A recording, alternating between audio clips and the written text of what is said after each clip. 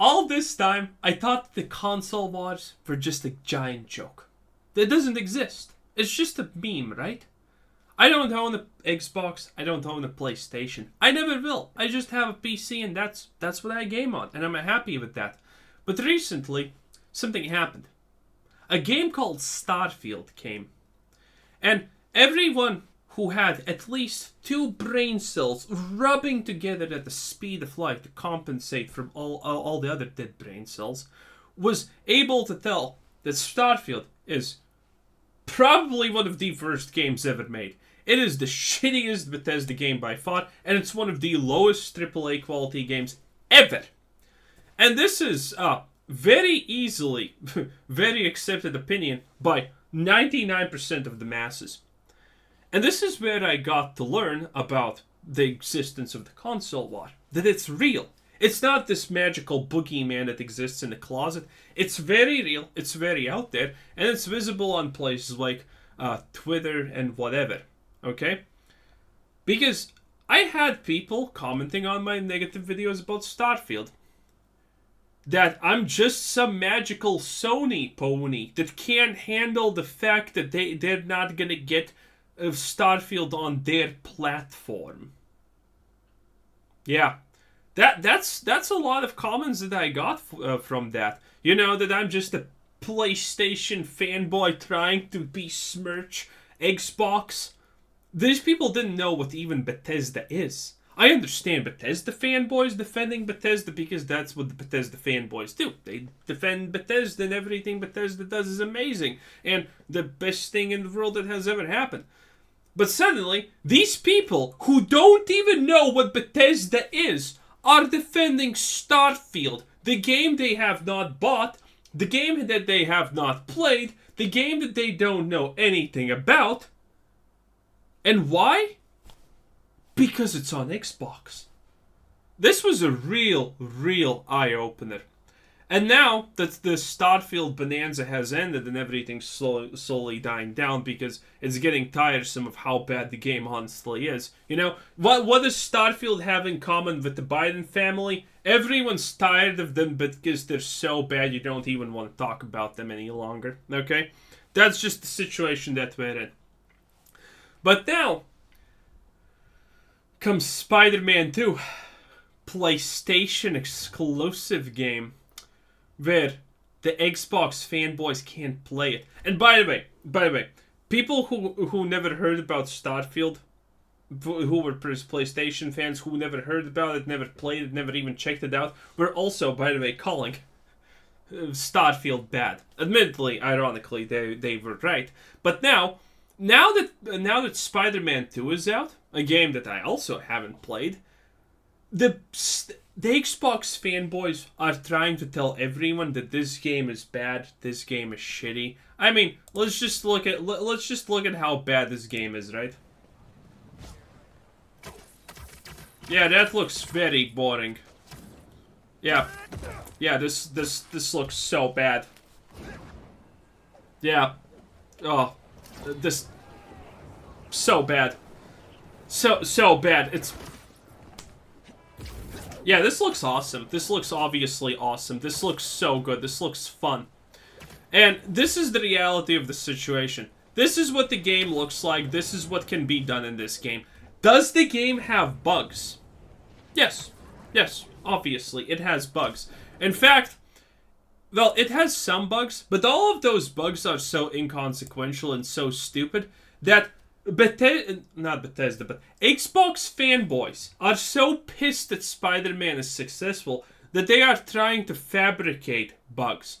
Essentially the same way that actually some people tried to fabricate bugs about Starfield.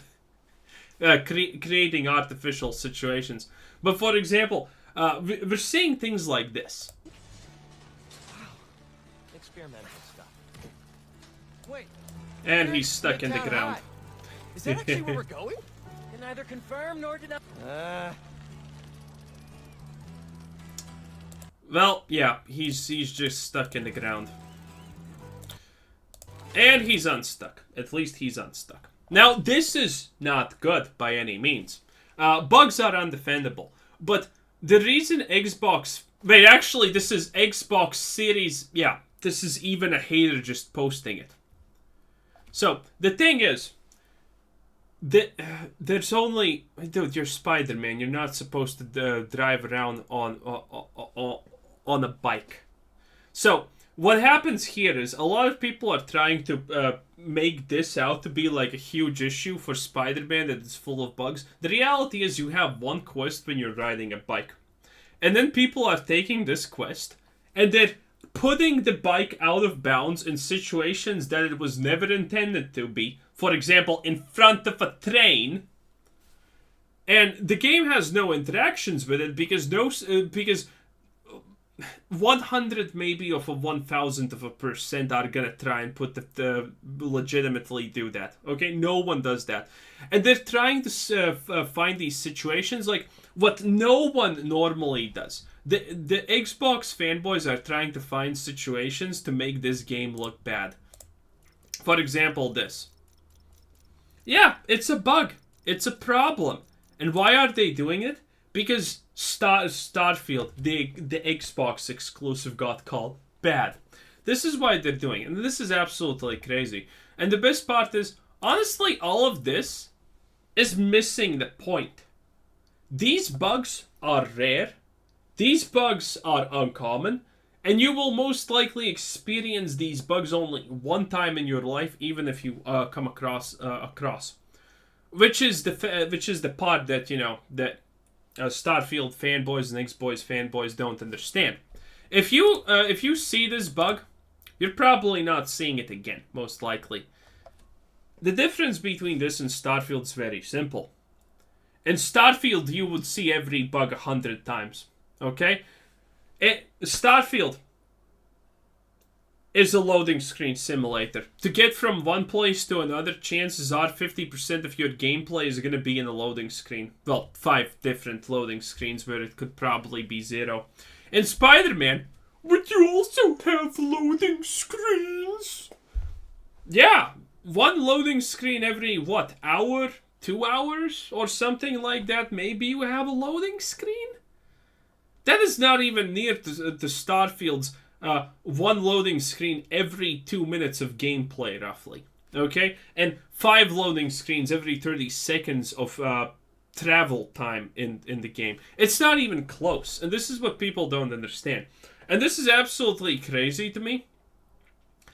That the Xbox fanboys are trying to say that this is as bad as Starfield. This is just crazy. Look at this, look at this. Bam. He jumps up. He gets under here while the train is there. Yeah, obviously this is gonna bug out. Because this is probably the only person in real life who has ever experienced this situation. Obviously the interaction here is not gonna be coded well. Because this is not supposed to happen. You're not supposed to be able to do that. It's pretty simple. Okay? It's really simple. No one, unless you're explicitly looking for these things, is gonna ever have this interaction. That's the difference. In Spider-Man, yeah, you have bugs. It's fine. Because these bugs are not permeated through the game every 30 seconds. In Starfield, you have loading screens, bugs, and bad gameplay permeated through every second that you play. Which makes it just unreasonably worse. It's not even close. People are also saying this, that there's some kind of bug that makes you into a cube. Which is honestly funny. Because when the game doesn't have game-breaking bugs so often, or stuff like this, turning into a cube at random is kind of hilarious. It's kind of fun.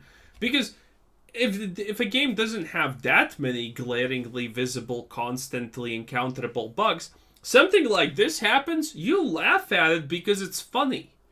In Starfield, if this happens, you're bashing your head against the keyboard and saying, yeah, again, more bugs. And you bash it more. There's a difference. There's honestly a huge difference.